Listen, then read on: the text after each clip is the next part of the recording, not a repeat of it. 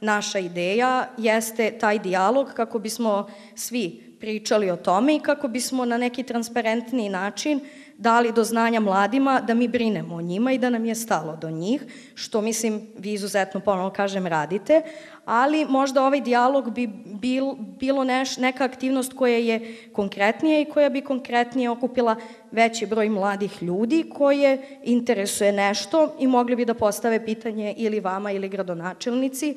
u vezi nekog problema. Rekli ste da, mislim, i to je činjenica, postoji više problema koji se vežu za mlade, da li je to zapošljavanje, da li je to obrazovanje, da li je to bezbednost. Pre više godina mi radili jedno istraživanje na nivou grada u svim osnovnim i srednjim školama na teritoriji grada Niša, gde upravo tim anonimnim anketama među decom smo dobili saznanja u kojoj školi je povećan stepen vršnjačkog nasilja, a u kojoj školi je možda smanjen stepen vršnjačkog nasilja. Okupili smo i direktore svih škola, a i predsednike opština, svih 5 gradskih opština, gde smo prezentovali istraživanje koje smo radili. Upravo da bismo ukazali na možda povećanu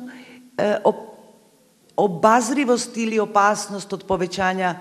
stepena vršnjačkog nasilja u nekoj školi.